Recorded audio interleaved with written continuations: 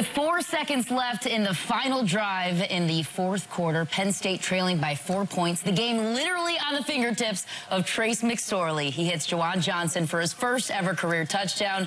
Trace McSorley joins us now to talk about that. Be honest, Trace, on Saturday night, how many times have you replayed that final play to get that win over Iowa? Replayed it a couple times. As you're kind of leaving the stadium, you're on the bus and the plane going back.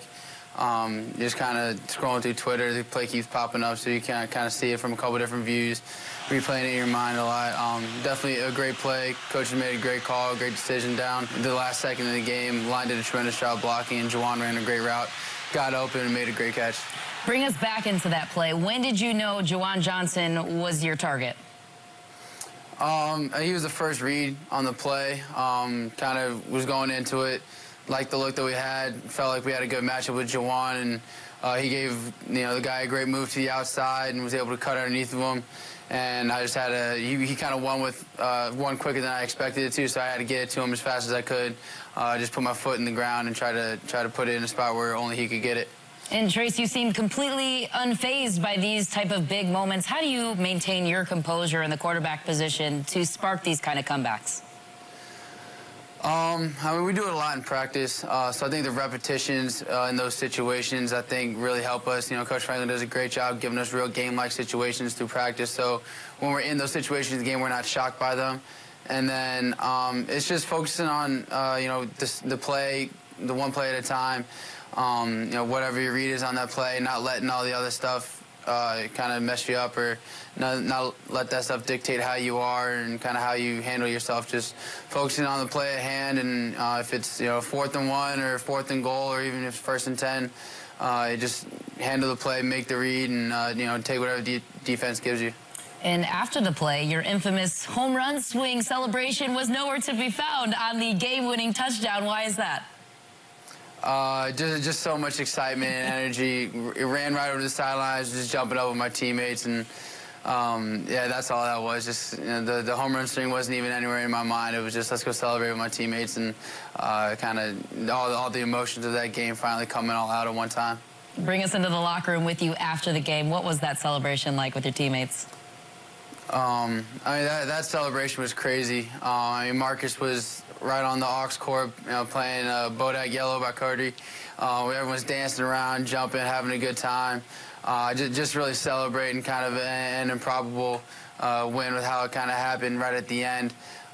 Just everyone excited, hugs all around, everyone dapping each other up, excited. Just a lot of excitement, jumping, dancing around. It was a locker room that I think, all the locker room moments that we've had, we obviously have a lot of excitement after wins, but that's one that kind of sticks with you as one of the great ones that we've had as a team.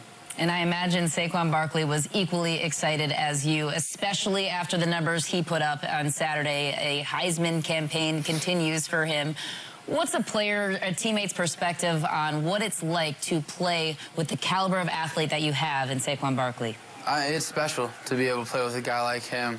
You don't get a guy like him all the time, and having him in the backfield with me is a tremendous asset for me as a quarterback, but also to our team. I mean, what he can do in the run game, and now what we're starting to do with him a little bit more in the pass game. I mean, teams are taking away the deep shots, or taking away our first or second read. And then we're able to find him even on a check down, just a little pass behind the line of scrimmage, or a 2-yard pass down the field where that he can turn into, he's turned into an 85-yard gain, or where he's had to jump over a guy to get a first down. I mean, just the type of things he can do. He's really special, and definitely very fortunate to have him on our team, and glad he's with us. Trace, now that you have the win under your belt against Iowa over the weekend, what's the biggest area of improvement that needs to happen as you look ahead to Indiana? I think one thing that we kind of took away from the game against Iowa was situational football. I mean, we felt like we were able to move the ball pretty well, but we kept getting stopped on 3rd downs or in the red zone. So it was just, finishing drives has been a big word around our program and our offense this week, is finish, making sure that we're doing our job on every play, but whether it's finishing blocks or turning a 10-yard play into a big play by, finishing all the way through, breaking a tackle, getting into the end zone, or finishing drives. That's been the big thing that we've talked about, is really just finishing drives, finishing the game, finishing plays. And last year, this Indiana team played you guys awfully close, came down to the final minutes there. So how do you utilize that experience from last year to better prepare you this year?